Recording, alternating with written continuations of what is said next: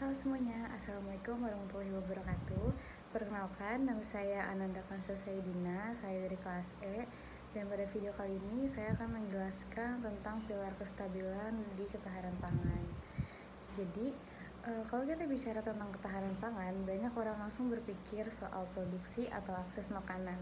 Tapi ada satu aspek penting yang terabaikan, yaitu stabilitas pangan. Nah, kali ini kita akan membahas secara mendalam tentang pilar keempat dari ketahanan pangan, yaitu kestabilan. Apa itu stabilitas pangan? Kenapa penting dan bagaimana kalau stabilitas ini terganggu? Yuk kita bahas tuntas.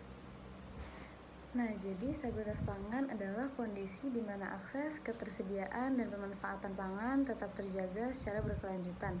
Tidak hanya hari ini, tapi juga di masa depan.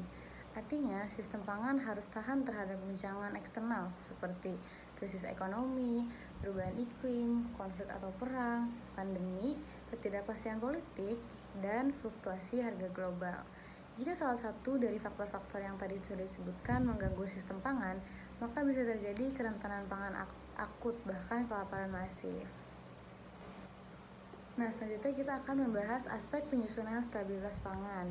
Ada beberapa aspek penting dalam menjaga stabilitas pangan, yaitu yang pertama, cadangan pangan nasional dan lokal, di mana negara harus memiliki stok beras atau bahan pokok lainnya sebagai buffer saat krisis.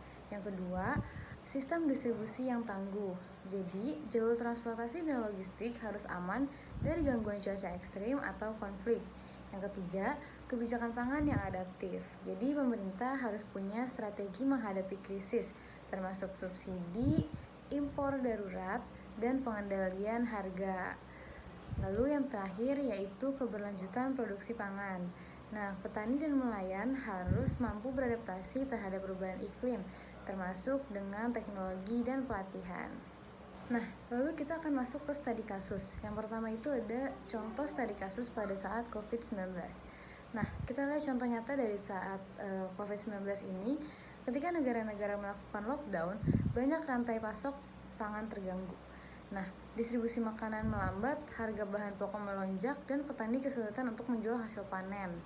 Nah, di Indonesia, meskipun produksi beras tergolong cukup, akses pangan menurun karena daya beli masyarakat turun akibat PHK massal.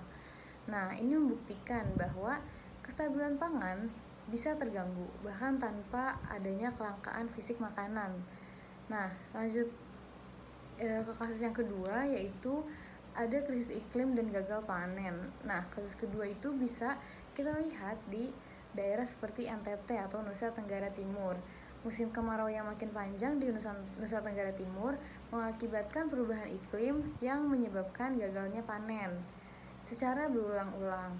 Nah, tanaman tidak tumbuh baik, sumber air terbatas, hingga masyarakat kesulitan mempertahankan pola makanan bergizi. Nah, ini dari kedua kasus tersebut adalah bentuk gangguan stabilitas karena krisis lingkungan. Jika tidak diantisipasi, bisa memicu kelaparan kronis dan kerusakan sumber daya secara jangka panjang. Nah, tadi kan kita udah membahas tentang studi kasus yang ada di negara Indonesia. Nah, sekarang kita akan membahas tentang salah satu studi kasus yang ada di dunia, yaitu terjadinya perang Rusia-Ukraina dan krisis gandum.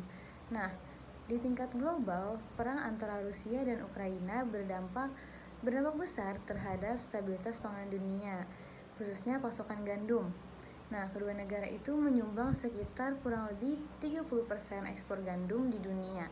Nah, saat pelabuhan mereka diblokir, negara-negara importir, terutama di Afrika Tengah dan Timur Tengah, mengalami krisis gandum dan kenaikan harga pangan.